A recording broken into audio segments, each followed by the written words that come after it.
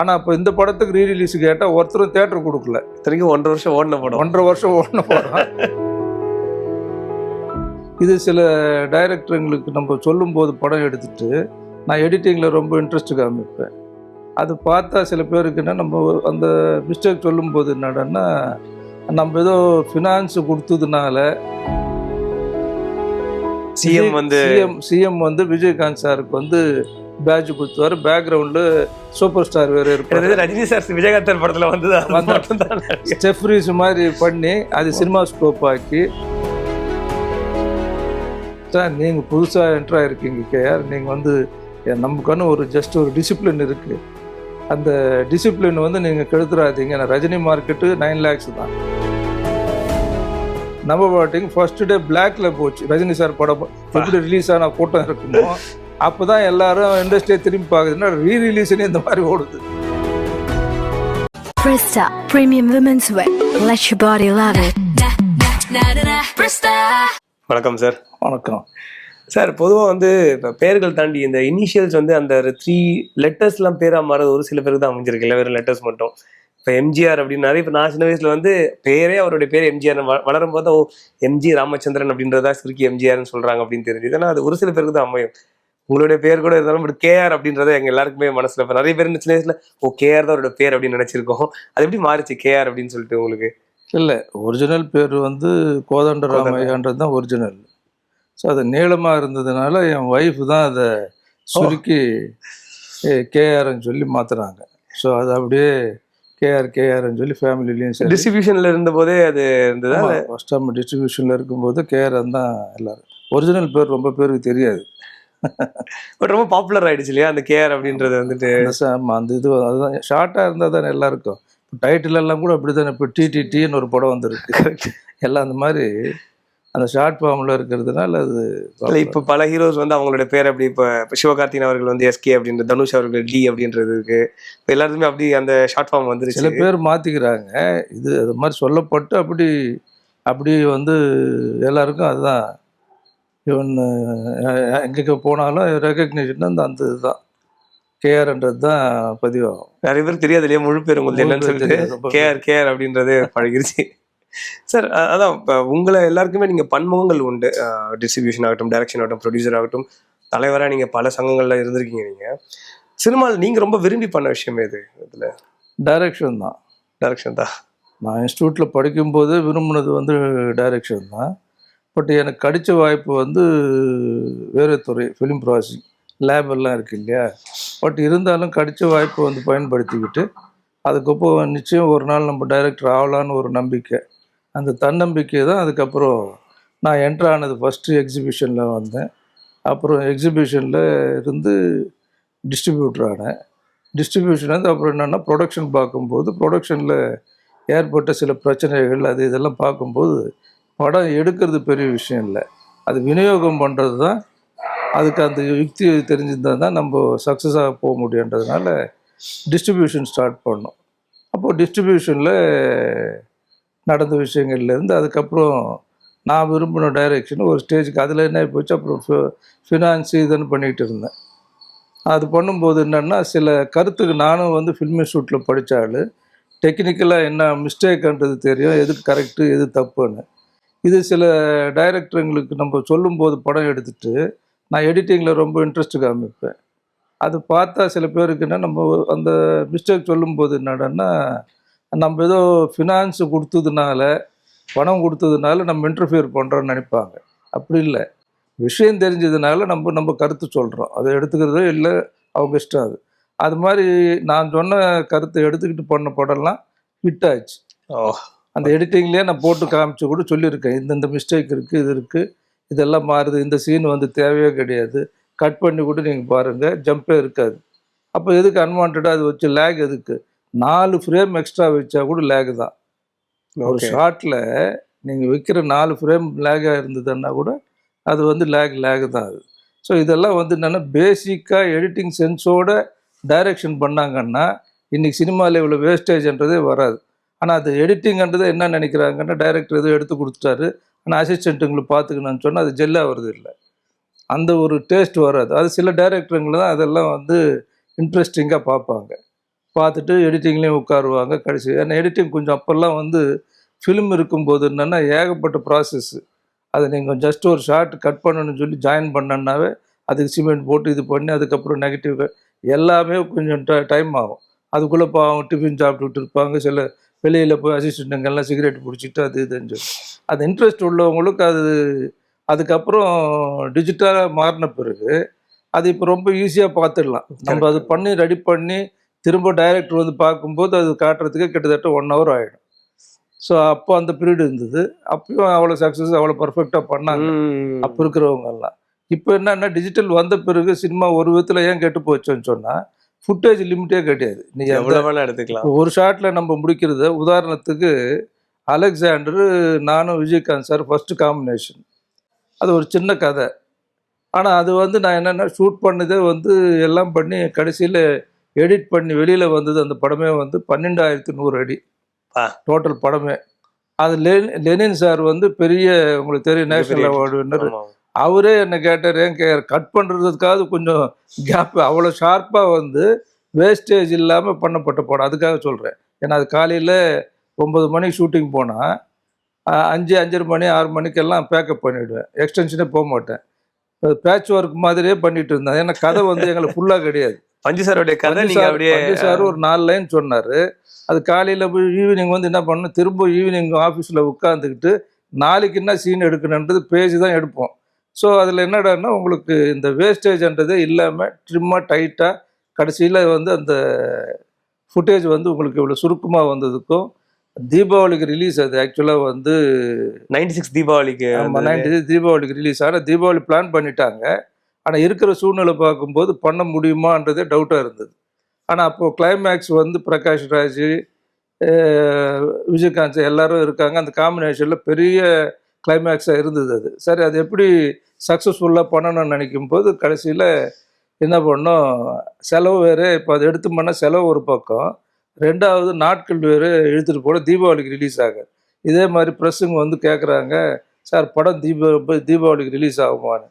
அப்போது கிட்டத்தட்ட 12 படம் அவை சண்முகெல்லாம் ரிலீஸ் அந்த டேட் அவங்கெல்லாம் ப்ரிப்பேர்டாக இருக்காங்க. ஆனால் என்னால் கன்ஃபார்ம்டாக சொல்ல இருந்தாலும் நான் தைரியமாக என்ன சொன்னேன் தீபாவளி தள்ளி போகலாமே தவிர இந்த படம் தள்ளி போகாது. எனக்கு அந்த கான்ஃபிடென்ட் இருக்குது பண்ணி முடிச்சுடுவான். அப்போ கிளைமேக்ஸ் கொஞ்சம் என்ன பண்ணாலும் பிரமிக்கிற மாதிரி பண்ண முடியாது. அப்போ என்ன நினச்சேன் அதில் எண்டில் என்ன பண்ணுவான்னு சொன்னால் ஃபிலிம் டிவிஷனில் வந்து ஒரு ஷாட் இருந்தது. அப்போது சிஎம் வந்து விஜயகாந்த் சாருக்கு வந்து பேட்ச் கொடுத்துவார். பேக்ரவுண்டில் சூப்பர் ஸ்டார் வேறு இருப்பாரு. ரஜினி சார் விஜயகாந்த் படத்தில் வந்து ஸ்டெஃப்ரீஸ் மாதிரி பண்ணி அது சினிமா ஸ்கோப் ஆக்கி அதை வந்து சங்கீதா அவங்க பார்க்குற மாதிரி இது பண்ணி எடுத்துருப்போம். ஆனால் அது பிரம்மாண்டமாக லாஸ்ட்டில் படம் ரிலீஸ் ஆன ஃபஸ்ட்டு டேவே மிரண்டு தேட்டரு சவுண்டுக்கே பயந்து போய் மேனேஜரெல்லாம் உள்ளே இருந்த மேனேஜரெல்லாம் போய் பார்த்துருக்காரு. என்ன எவ்வளோ சத்தம் வருதுன்னு சொல்லி பார்த்தா இது அப்புறம் ஃபோன் பண்ணுறாங்க சார் இது நீங்கள் லாஸ்ட்டில் அந்த வச்சாலும் வச்சேன். அப்போ கலைஞர் வந்த நேரம் திரும்ப 96 அந்த இதில் அதுக்கு வந்து அவ்வளோ வரவேற்பு. என்னென்னா மொத்த செலவு 96 ரூபா. கிளைமேக்ஸ் முடிச்சு 100 ரூபா கூட கிடையாது. அவ்வளோ பெரிய பாராட்டு. என்ன எதுக்கு சொல்கிறேன்னா அந்த எடிட்டிங் சென்ஸ் ரெண்டாவது எப்படி அதை சமாளித்து அது பிடிக்கிறதுன்றது எல்லாருமே ப்ரொடியூசர்கள் அவ்வளோ சந்தோஷம்.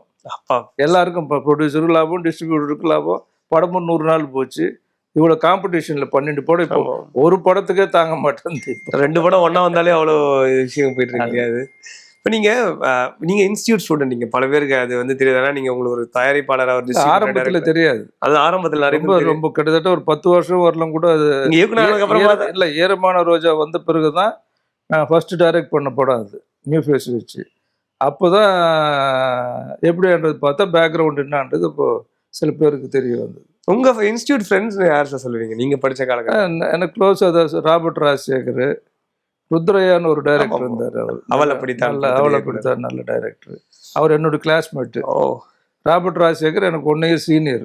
ஆனால் 3 வருஷம் அங்கேயே இருக்கிறதுனால வேறு டிபார்ட்மெண்ட்டில் இருந்தாலும் பழக்கத்துக்கு இவங்கெல்லாம் அப்படி நிறைய என்னோட படித்தவங்கெல்லாம் டெக்னீஷியன்ஸ் ஆல் ஓவர் இந்தியாவில் எங்கே பார்த்தாலும் ஃபேமஸான ஆளுங்கள்லாம் நான் இங்கே இருக்கிறவங்க தான் போனோம், இன்ஸ்டியூட்லேருந்து போனவங்க தான் நிறைய பேர் இருப்பாங்க. அந்த மிட் 70s படிச்சவங்க எல்லாருமே வந்து சொன்ன மாதிரி ஒரு ஒரு ஒரு கோல் வச்சுனாங்கன்னே சொல்லலாம் இல்லையா, இண்டஸ்ட்ரியில எல்லாரும். இவங்க ஆபாவனெல்லாம் ஜூனியர் ஆக்சுவலாக. உங்களுக்கு அப்புறமா வந்து R K Selvamani, R V Udhayakumar sir, ஆர்வதில் ஜூனியர்ஸ் அவங்கெல்லாம்.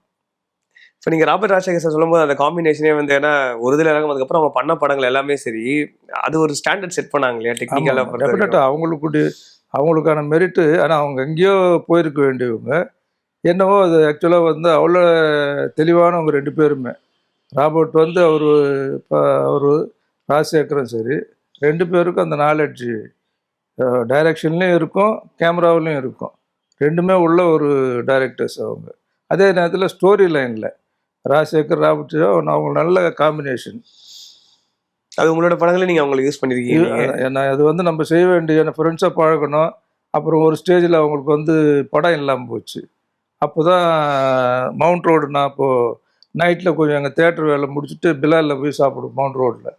அப்போ இவங்கள ரொம்ப நாளைக்கு அப்புறம் சந்திக்கிறேன். என்னடான்னு சொன்னால், இல்லை படம் இல்லை அது இதுன்னு சொன்னால், சரி ஒன்று ஆரம்பிக்கலான்னு சொல்லி தான் சின்னப்பூ மேலே பேசுறது.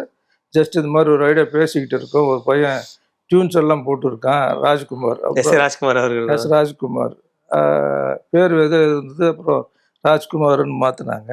அந்த டியூன்ஸ் வந்து கிட்டத்தட்ட 20 டியூன் கொடுத்தாங்க. சரி நான் கொண்டு போய் ஒரு 1 வீக் அதை டெய்லி நைட்டில் அப்பப்போ எப்போ டைம் கிடைக்குதோ கேட்டுக்கிட்டே இருப்பேன். அதில் இருந்து 10 செலக்ட் பண்ணேன், நானே 10 செலக்ட் பண்ணி இந்த 10 மட்டும் ரெக்கார்ட் பண்ணுவோம், ரெக்கார்ட் பண்ணி போடலான்னு சொல்லி அதுக்கு பிகினிங்கில் இருந்து ஃபினான்ஸும் பண்ணி நெகட்டிவ் ரைட்ஸும் பண்ணி அதை டிஸ்ட்ரிபியூஷனும் பண்ணி எல்லாம் பண்ணி செலக்ட் பண்ணி அதில் இருந்து நான் அந்த பையனை ராம்கியை செலக்ட் பண்ணதும் அந்த ஆஃபீஸில் உட்காந்துருந்தார். அப்போ சொன்னாங்க, சார் நம்ம இன்ஸ்டியூட் போயிருந்தேன் சார். கரெக்ட், ஏன்னா ஊமை விழிகளெல்லாம் கூட அவர் அசிஸ்ட் பண்ணியிருப்பார். இந்த பையனை நல்லா இருக்கானே, ஏன் ஊமை விழிகள் எல்லாம் அப்புறம் வந்தது. இல்லை அவர் அசிஸ்ட் பண்ணியிருப்பாருன்னு சொல்லுவாங்க, அதில் வந்திருக்க மாட்டார். அப்போ அந்த இதில் இந்த பையனை போட்டு பண்ணலாம் ஹீரோவான்னு சொல்லும்போது ராம்கிக்கு போட்டோம். பிரபு சாருக்கு நல்ல கேரக்டர். ஆனால் அது வந்து கிட்டத்தட்ட 125 நாள் போச்சு காம்படிஷனில். சார் இன்னொன்று சாங்ஸ் அது ரொம்ப பிரமாதமான ஒரு சாங்ஸ் மாதிரி செலக்ட் பண்ணாலும் முதல் அதுலேயே ஒரு பர்டிகுலர் என்னோட இன்வால்மெண்ட் எதுக்கு சொல்ல வர ஃபைனான்ஷியலாக இருந்தாலும் ஏப்புள்ள கருப்பாய் சாங் பெரிய ஹிட்டு. அது வந்து டம்மியாக வந்து ராஜ்குமாரே பாடியிருப்பார். நான் கேட்டு எனக்கு அந்த வாய்ஸ் 2-3 வாட்டி கேட்ட பிறகு, ஏன் நீயே பாடலாம் அந்த பாட்டு. அவன் வந்து உண்மையாக சார் சொல்கிறீங்க, ஆமாம் உண்மையாக தான் சொல்கிறேன், நீயே பாடலாம் நல்லா இருக்கு வாய்ஸு, நீ பாடியான்னு சொல்லி சொன்னோன்னா அந்த சாங் பெரிய. அது மாதிரி சில நேரங்கள் என்னென்னா ஒரு திறமைசாலியை கண்டுபிடிச்சிக்கும் ஒரு திறமை வேணும். திறமைசாலி சொல்கிறது மட்டும் இல்லை, அது சொல்கிறதுக்கும் ஒரு திறமை இருந்தால் தான். இப்போ நிறைய பேர் எனக்கு சினிமாவில் வந்திருக்காங்கன்னா ஜெயிச்சவங்கெல்லாம் இப்படி தான் வந்திருப்பாங்க. அவங்களுக்கு திறமை இருந்திருக்கும், அது யாரோ கண்டுபிடிச்சி அது ஒரு அசிஸ்டண்ட்டாக இருக்கலாம், இல்லை ஒரு ப்ரொடியூசராக இருக்கலாம். அந்த மாதிரி பல பேர் இன்னைக்கு வந்திருக்காங்கன்னு சொன்னால் ஒரு திறமையை ரெகக்னைஸ் பண்ணுறதுக்கு ஒரு திறமை வேணும். நிச்சயமா கரெக்டான ஆள் கண்டுபிடிக்கிறதுக்கு. சும்மா ஏதோ ஜாலிக்காக சினிமா எடுத்துக்கிட்டு டேஸ்ட்டுக்காக ஏதோ ஒரு கதை இருக்காது இதெல்லாம். அதனால தான் இன்றைக்கி சினிமா நாசமாக போயிட்டு இருக்கு. அதான் இன்றைக்கி ஏஆர் ரஹ்மான் கூட நார்த்தில் வந்து இண்டஸ்ட்ரி சரியில்லைன்னு ஒரு ஸ்டேட்மெண்ட் கொடுத்துருந்த. டேஸ்ட் இருக்கணும். சினிமா எடுக்கிறது ஒன்று தொழில், இவ்வளோ போடுறோம், இவ்வளோ கடன் வாங்குகிறோம், ப்ரப்போசல் மேக்கர்ஸ் மாதிரி அதை வச்சு இவ்வளோ அதில் பெனிஃபிட் எடுத்துகிட்டு போகலாம், இதில் வந்து ப்ராப்பர்ட்டி வாங்கலாம், இல்லை பசங்களுக்கு கல்யாணம் பண்ணலாம், அதை வச்சு அப்படி சினிமா தொழில் பண்ணால் சரி. இது ஒரு அற்புதமான தொழில். இது பேஷன் இல்லையோ, பேஷன். அது அந்த பேஷன் இருந்தால் தான் இது வந்து அவங்க தான் ஜெயிப்பாங்க. அது லாபம் வரலாம் நஷ்டம் வரலாம், அதெல்லாம் வேறு விஷயம்.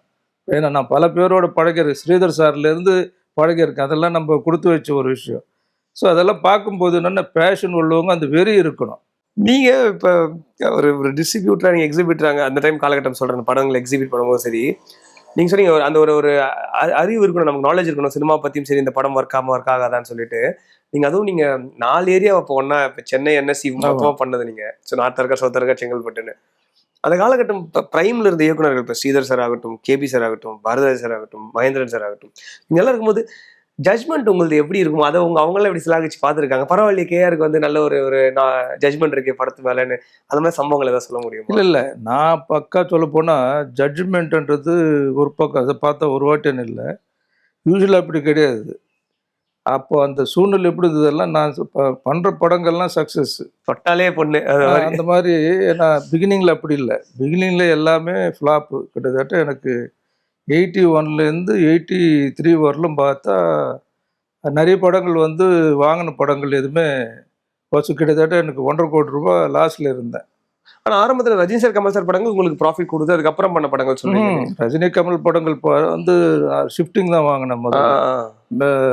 தில்லுமுள்ளு எல்லாம் சொல்லி தில்லுமுள்ளும் ராமலட்சுமணன் எல்லாம். பட் அதில் என்னென்னா ஒரு நாலெட்ஜுக்காக எப்படி தொழில் வந்து எக்ஸிபியூட்டருக்கும் டிஸ்ட்ரிபியூட்டருக்குள்ள கனெக்டிவிட்டி என்ன மாதிரி பேசணும், அப்போ இருந்து என்னென்னா ஜட்ஜ் பண்ணணும் இல்லையா. ஸோ அவங்களோட இன்ட்ராக்ஷன் எப்படி இருக்கும், எப்படி உங்களை கன்ஃபார்ம் பண்ணணும்னு நினைக்கும் போது என்னென்னா நான் சைலண்ட்டாக ஒரு சீனியர் ஒருத்தர்கிட்ட கொடுத்துட்டு நான் வேடிக்கை பார்த்துக்கிட்டு இருப்பேன். நான் அதில் சம்மந்தப்பட்ட டிஸ்ட்ரிபியூட்டர் காட்டிக்காமல் அப்சர்வராக தான் நான் இருந்தேன். டோட்டலாக அந்த டைரக்டர் இல்லை. ஸோ ஒரு சீனியர் இருந்தார், அவங்க பேசுவாங்க. அது அப்போ தான் தெரிஞ்சது எக்ஸிபியூட்டருங்கிட்ட நம்ம நிறைய பொய் சொல்லணும், படத்தை பற்றி போடணும்னு சொன்னால் இதெல்லாம் வந்து அங்கே பார்த்துக்கிட்டே இருந்தோம். அதுக்கப்புறம் நான் டைரெக்டாக அந்த படங்களுக்கு அப்புறம் டைரெக்டாக தாய் வீடுலேருந்து நானே பண்ண ஆரம்பிச்சேன். தாய் வீடு தேவர் ஃபிலிம்ஸ். அந்த இதுவே பிரேக் பண்ண அவங்களுக்குன்னு ஒரு ரெகுலர் டிஸ்ட்ரிபியூட்டர்ஸ் இருப்பாங்க. எப்பவுமே வந்து அவங்க படங்கள் வந்து இன்னார் தான் வாங்குவாங்கன்றது ஒரு சிட்டி என்ன இவர் தான் உண்மையாம்பிக்கை செட்டியாருன்னு சொல்லி அந்த நேரத்தில் வந்து மற்றவங்க உள்ளே போக முடியாது. ஆனால் எனக்கு ஒரு ஆப்பர்ச்சுனிட்டி கிடச்சிது. ஸோ அதில் வந்து எனக்கு அந்த மீடியேட்டர் சக்கரவர்த்தின்னு, ஏன்னா அவர் தான் அதுக்கு அது மெயினாக காரணமாக இருந்தார். அப்போ அந்த சிட்டி என்எஸ்ன்றது அப்போ ரஜினி சார் படம் ஹிந்திலையும் எடுக்கிறாங்க, தமிழ்லையும் எடுக்கிறாங்க. அப்போ அதனுடைய யூஸ்வலாக ஒரு மார்க்கெட் அன்னைக்கு 9 lakhs. Okay. City NSC with பிரிண்ட்டுங்களோட. அதை நான் என்ன பண்ணேன்னா 12 lakhs இன்க்ரீஸ் பண்ணேன். இன்க்ரீஸ் பண்ணது எனக்கு வந்து கூப்பிட்டு முதல்ல அட்வான்ஸே வந்து என்ன பண்ணேன் 50% கொடுத்தேன். அவர் தேவர் சாருடைய தம்பி என்னப்பா இது 6 லட்ச ரூபா கொடுக்குறாரு அதுன்னு சொல்லிட்டு அவங்கெல்லாம் சந்தோஷப்பட்டாங்க. அதே நேரத்தில் அந்த பழைய டிஸ்ட்ரிபியூட்டர்லேருந்து ஒரு டிரான்சிஷன் பீரியட் நான் என்ட்ரு ஆகிறேன். அப்போ அது 12 லட்ச ரூபா கொடுத்தது வந்து அந்த படம் வந்து சூப்பர் டூப்பர் ஹிட்டுன்னு சொல்ல முடியாது, பட் ப்ராஃபிட்டான ஒரு பிஸ்னஸ். 12 தாண்டி தான் 12 தான். எப்பவுமே ரஜினி சார் படம்லாம் லாஸ்ன்றது வர்றதே ரொம்ப இல்லைன்னு திரும்ப ரிப்பீட்டில் போட்டாலும் ஏதாவது வசூல் ஆகிடும். ஆனால் மோஸ்ட்லி அவருக்கு வந்து 99.9% லாஸ் இருக்காது. ஸோ அதனால் அந்த அந்த இதில் என்ட்ரு ஆகும்போது அப்போ என்ன எல்லாம் அங்கே இருக்கிற மெயின் டிஸ்ட்ரிபியூட்டர்ஸ் இருந்தாங்க, சீனியர் டிஸ்ட்ரிபியூட்டர்ஸ், எல் சுரேஷ், கிறிசன்ட்டு, அருள் பிரகாஷ், அவங்கெல்லாம் மீட்டிங் ஒன்று போட்டு என்னை கூப்பிட்டாங்க. சார் நீங்கள் புதுசாக என்ட்ரு ஆகிருக்கீங்க கேஆர், நீங்கள் வந்து நமக்கான ஒரு ஜஸ்ட் ஒரு டிசிப்ளின் இருக்குது, அந்த டிசிப்ளின் வந்து நீங்கள் கெடுத்துடாதீங்க. நான் ரஜினி மார்க்கெட்டு 9 lakhs தான், நீங்கள் 12 லட்ச ரூபான்னு கொடுத்தீங்கன்னா நாளைக்கு இன்னொருத்தவங்க வந்து இப்போ மாற்றிக்கிட்டே போவாங்க, அப்போ நம்ம இது கெட்டு போய்டும். நான் சொன்னேன் சார் உங்களுக்கெல்லாம் ஒரு பேக்ரவுண்டு இருக்குது, ரெக்கார்டு இருக்குது, நான் புதுசாக வர்றேன், இப்போ என்ன கேஆர்னு தெரிஞ்சு நீங்கள் இன்னைக்கு கூப்பிட்டு பேசுகிறீங்கன்னு சொன்னாவே அதுக்கு நான் கொடுத்த விலை தான். ஆனால் இது வந்து நீங்கள் என்ன ரைட்டானு கேட்டால் நான் ரைட்டுன்னு சொல்ல மாட்டேன், தப்பு தான். இருந்தாலும் அது நான் அடுத்த படங்களில் வந்து இதை வச்சு நான் என்ன பண்ணுவேன்னு சொல்லலாம், எனக்கு ஒரு லேபிள் கிடைச்சாச்சு. இதை வச்சு அடுத்த படத்தை 10 ரூபா வேல்யூ உள்ள படத்தை கூட நான் 8 ரூபான்னு கூட குறைச்சி நான் பேசுவேன். அப்போ வந்து அது வந்து எனக்கு வந்து ஒரு இது கிடைக்கும், பிராண்டிங் சார், அதாவது மார்க்கெட்டிங் ஸ்ட்ராட்டஜி. அதனால் இது வந்து மளிகை கடைகளோடு அப்படி தான் பண்ணுவாங்க. நம்ம கேட்குற 3 பொருள் பார்த்தீங்கன்னா கம்மியாக சொல்லுவான், சரி படம் அந்த லிஸ்டெல்லாம் போடுங்கன்னு சொல்லுவோம், அதில் அட்ஜஸ்ட் பண்ணிவிடுவோம் அதை. அந்த மாதிரி தான் இதுவும் அதேனால தான் இந்த மெத்தட் நான் அடாப்ட் பண்ணுறான்னு அவங்களும் ஒன்றும் பேசலை. இதே மாதிரி ஏன்னா அவங்க சீனியர்ஸ் நம்ம கேட்கணும். அதே மாதிரி எனக்கு ஒரு பிரச்சனைன்னா மைடியர் குடிச்சாத்தான் ரிலீஸ் பண்ணும்போது கூட படத்தை வாங்கிட்டேன்றது டாக் வெளியில் ஸ்ப்ரெட் ஆகிடுச்சு. ஆனால் யார் வாங்கினாங்கன்னு தெரியாது. எல்லாருமே இருக்காங்க பெரிய டிஸ்ட்ரிபியூட்டர். சரவணன் சார் அன்றைக்கி அந்த மீட்டிங்கில் வந்து கலந்துக்கிட்டார். ஏதா சார் இது பைத்தியக்காரத்தனமாக இருக்குது, 2 லட்ச ரூபாய்க்கு கூட அது வந்து வேல்யூ இல்லை, டப்பிங் படம், அந்த படத்தை வந்து 40 லட்ச ரூபாய்க்கு வாங்கியிருக்காங்கன்னு சொல்கிறாங்க, எந்த முட்டாள் வாங்கினான்னு தெரியாது. நான் சொல்கிறேன் சார் முட்டாள் கிட்டாலெல்லாம் சொல்ல நீங்கள் எங்கே கோச்சிக்கிறீங்க சார், நான் தான் சார் அந்த முட்டாள், அதனால தான் நான் கேட்குறேன். அது வந்து எனக்கு அதில் பொட்டன்ஷியாலிட்டி தெரியும், நிச்சயம் அந்த படம் கலெக்ட் பண்ணுன்ற கான்ஃபிடன்ஸ் எனக்கு இருக்குது. அப்போ வந்து ரஜினி சாரோடவே ஜாஸ்தி பிஸ்னஸ். ஆமாம், அப்போ நான் ஆமாம், ஏன்னா ரஜினி சாருக்கு தமிழ்நாடு வந்து 36 lakhs தான். அப்போ 84ல் சொல்கிறீங்க நீங்கள்? அது 84ல் 83 84ல் அந்த இதில் வந்து பிரேக் பண்ணி இது 40 லட்சம் போது யாராக இருந்தாலும் கேட்பாங்கல்ல. ஏன்னா டாப் மோஸ்ட் ஒரு சூப்பர் ஸ்டார் பிரேக் பண்ணி இன்னொரு படம் வருதுன்னும் போது அதே மாதிரி ஆந்திராவுக்கும் வாங்கினேன். அதுவும் ராமாராவ் தான் இப்போ டாப் மோஸ்ட் அங்கே, என்டி ராமாராவ். அவருடைய வேல்யூ விட அதிகமாக நான் பிஸ்னஸ் பண்ணாங்க. ஸோ அதனால் அந்த ரெக்கார்ட் பிரேக் பண்ணது அந்த நேரத்துலேயே வந்து மைடியர் குடிச்சாத்தான் வந்து பண்ணிச்சு. எங்களுக்கு இப்போ சமீபத்தில் அந்த வீடியோ ஷேர் ஆகிட்டு இருக்கு சார். அதாவது எல்லா டாப் ஆக்டர்ஸும், ரஜினி சார் ஆகட்டும், சிரஞ்சீவி சார், அமிதாப் சார்லாம் வந்து அந்த 3Dயை ப்ரொமோட் பண்ணுறது நீங்கள் இப்போ ஒரு ஸ்ட்ராட்டஜி பண்ணியிருக்கீங்க. அது வந்து இப்போ ரீசெண்டாக கூட இன்ஸ்டாகிராமில் நான் பார்த்தேன். அந்த வீடியோஸ் பார்க்கும்போது ரொம்ப நாஸ்டாலஜியாக பரவாயில்ல ப்ரொமோட் பண்ணியிருக்காங்களே, கண்ணாடியை வச்சு அந்த மாதிரி வந்து 3D எப்படி யூஸ் பண்ணணும். ஆமாம், அதுக்கு மெயின் காரணம் வந்து அந்த படம் வந்து 84 தீபாவளிக்கு ரிலீஸு. இந்த தீபாவளிக்கு வைதேகி காத்திருந்தாலும் நானே ரிலீஸ் பண்ணுறேன். ஆனால் எனக்கு கான்சன்ட்ரேஷன் அதில் கிடையாது, இந்த படத்தில் தான் இருக்கே தவிர அந்த படத்தை எப்படியாவது டிஸ்போஸ் வேணும். இது சர்க்கஸ் மாதிரி ஒரு தேட்டர்லேயும் போய் ஸ்க்ரீனுக்கு ஆகிட்டணும், ப்ரொஜெக்ஷன், இதில் நிறைய டெக்னிக்கல் ஒர்க் நிறைய இருந்தது.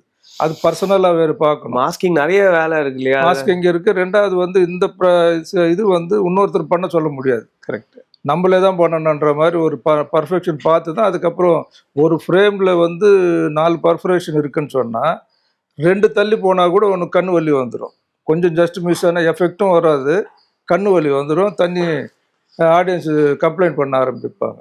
இந்த அளவுக்கு பார்த்துட்டு தான் பண்ண முடியும் அதை. ஸோ அதெல்லாம் வந்து நம்ம இன்ஸ்டியூட்டில் படிச்சு தான் ஹெல்ப் பண்ணுவோம். அந்த தியரி நாலேஜ் தான் உங்களுக்கு ப்ராக்டிக்கலாக இப்போ யூஸ் ஆச்சு சார். அவங்களும் அதுக்கு அந்த நாலேஜ் தெரிஞ்சதுனால தான் எத்தனையோ பேர், அது competitors, Balaji sir, Ilaiyaraaja sir, JVM Saravanan sir எல்லாரும் இருந்தாலும் என்னோட பேசின இன்ட்ராக்ஷனுக்கு அப்புறம் அவங்க ஒரு முடிவு எடுத்தாங்க. இவருக்கு நாலேஜும் இருக்குது, ப்ளஸ் தியரியும் தெரியும், இதுவும் தெரிஞ்சிருக்கிறதுனால இவரான கரெக்டாக பண்ணுவார். பணம் வருதுன்னு நாங்கள் கொடுத்து பண்ணால் அவங்களால ப்ராக்டிக்கலாக போய் பார்க்க முடியாது. கரெக்ட். நான் அப்படி இல்லை, ஒரு தேட்டர்லேயும் இங்கேயும் சரி ஆந்திராவும் சரி. எவ்வளோ பிரிண்ட் சார் போட்டிங்க தமிழ்நாட்டில்? அப்போது இன்க்ரீஸ் முதல் போட்டது வெறும் சத்யம் தேட்டரில் மட்டும்தான். அப்புறம் 2 வாரத்துக்கு அப்புறம் ஈகா போட்டேன், ஈகா தேட்டரில். அப்புறம் கிட்டத்தட்ட அப்படியே இன்க்ரீஸ் பண்ணிக்கிட்டே வந்து ஒரு 40-50 ஸ்க்ரீன்ஸ் பண்ணியிருப்போம் லிமிட்டடாக. அதே மாதிரி ஆந்திராவில் அப்படி, ஆந்திராவில் கொஞ்சம் அதிகம் பண்ணேன். ரீரிலீஸ் பண்ணோம். அதில் பியூட்டி என்னன்னா ரீரிலீஸு 11 வருஷத்துக்கு அப்புறம் 96ல 95 தியேட்டரில் பார்த்துருக்கேன். ஆமாம், 95ல் வந்து பண்ணும்போது யாருமே பிகினிங்கில் வந்து அவ்வளோ ஒரு அப்ரிசியேஷன் இருந்து இத்தனை நாள் 1.5 வருஷம் மேலே போச்சு. அந்த 1.5 வருஷம் அது இன்னும் 2 இயர்ஸ் கூட போயிருக்கும்.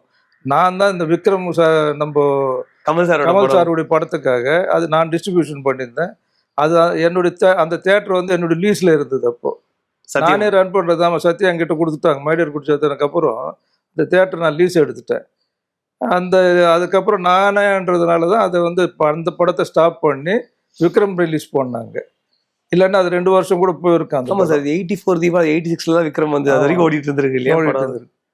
ஸோ அந்த இதில் வந்து நான் செகண்ட் ரிலீஸ்லேயும் ஒரு பெரிய வேடிக்கை என்னென்னா, இவ்வளோ தெரிஞ்ச இண்டஸ்ட்ரியில் உள்ளவங்க எல்லாருமே அதுக்கு தேட்டர் கொடுக்குறதுக்கு நான் ரீரிலீஸ் பண்ணுறேன்னு சொன்னால் ஒருத்தரும் இப்போ எத்தனை படம் ரீரிலீஸ் ஆகுது. ஆனால் இப்போ இந்த படத்துக்கு ரீரிலீஸ் கேட்டால் ஒருத்தரும் தேட்டர் கொடுக்கல. இத்தனைக்கும் 1.5 வருஷம் ஓடின படம். 1.5 வருஷம் ஓடின படம் 11 வருஷத்தில் அந்த விஷயம் சொல்கிறேன். நான் அப்போ ரெட்ட ரோஜா ஷூட்டிங் பண்ணிகிட்டு இருக்கேன். ரெட்ட ரோஜா படம் ஷூட்டிங் நடக்குது. ஸோ எங்கள் ஆளுங்களை அனுப்பிச்சு அதெல்லாம் அப்புறம் எதுவும் தேட்டர் கிடைக்கலன்னு ஒன்று பைலட்ன்ற தேட்டர் பெனாரமான்னு சொல்லி 6 ப்ரொஜெக்டர்ஸ். அந்த ஸ்க்ரீனே ஒரு 70mm ஸ்க்ரீன் இல்லை. ஆமாம், அது அந்த ஸ்க்ரீனே டிஃப்ரெண்ட்டாக இருக்கும். அது த்ரெட்டிங் இதில் இப்போ வர்ற சில்வர் ஸ்க்ரீன் கிடையாது. அப்போ வேறு மாதிரி ஒரு ஸ்க்ரீன் அது ஃபாரின் டெக்னாலஜி. 6 ப்ரொஜெக்டரு.